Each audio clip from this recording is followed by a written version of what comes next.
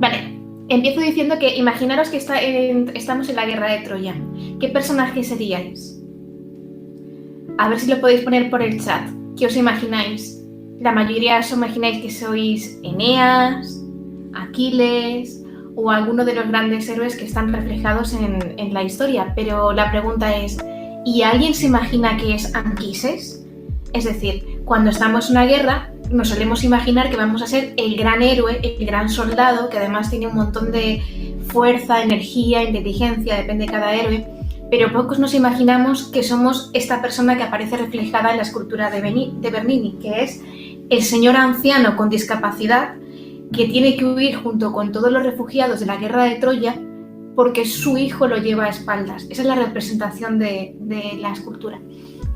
Porque probabilísticamente lo que va a haber, y probabilísticamente lo que seríamos un cuerpo en la acera o, en el mejor de los casos, un refugiado huyendo de la ciudad.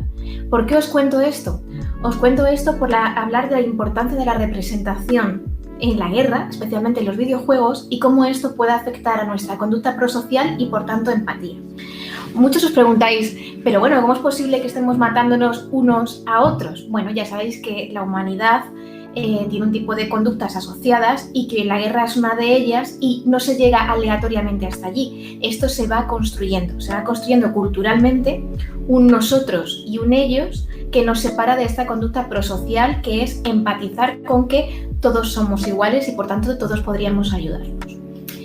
Me preguntaron en Maldita qué podríamos hacer para hablar con los niños sobre la guerra y yo lo primero que pensé es, por desgracia, el acercamiento que tiene la mayoría de los niños a la guerra suele ser los videojuegos. Entonces, lo primero que haría es sentarme con ellos y hablar del videojuego con el que están jugando y decirle, bueno, ¿tú quién crees que serías en este videojuego?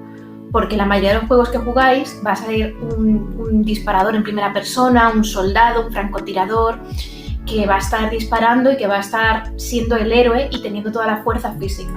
En la realidad, yo si fuera un Pokémon sería el que le doy la cabeza y si fuera un personaje en esta guerra de Ucrania probablemente sería la persona tirada en el suelo, como decía, o uno de los refugiados con un poco de suerte.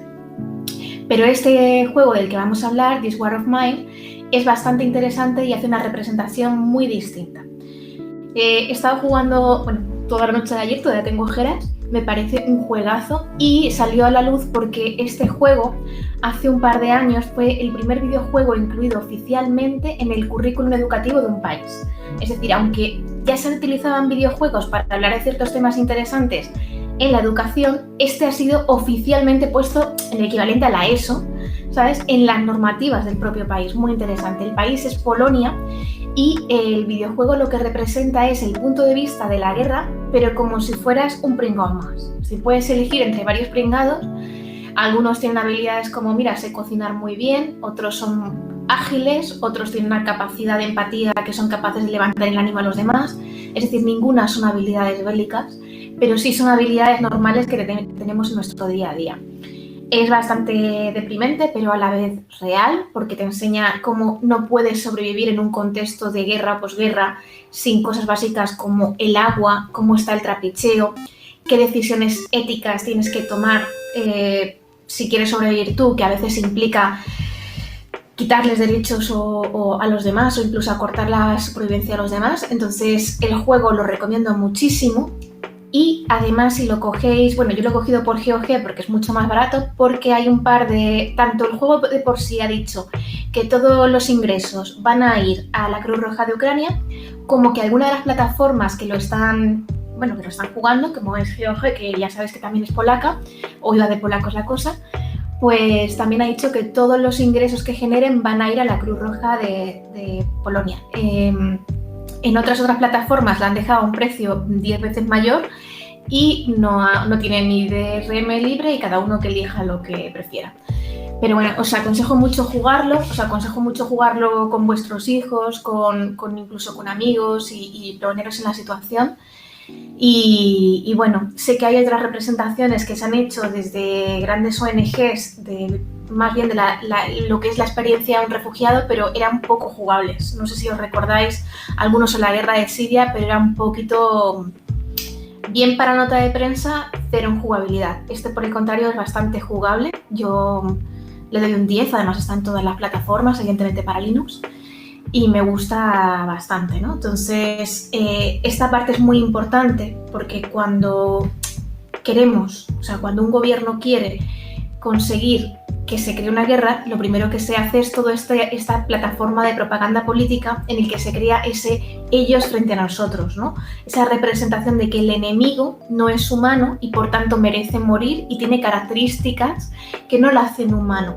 Por el contrario, si lo que buscamos es la diplomacia, el acercamiento y una conducta prosocial, es decir, buscamos esa empatía, los estudios en psicología social que se basan en estudiar esto, hablan del altruismo, ¿no? Como este tipo de conducta.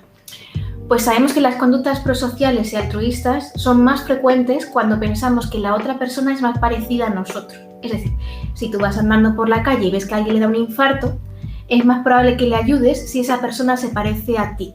Se parece a ti en edad, se parece a ti en características que tú puedas identificar. Por eso es muy importante entender que la gente que está sufriendo la guerra y que la va a sufrir de todas sus maneras es parecida a nosotros para fomentar las conductas prosociales que en nuestro caso, por ejemplo, desde aquí, desde España, van a tener mucho que ver con la acogida de refugiados y ojalá que no seamos nosotros esta vez los refugiados, que también podría ser posible.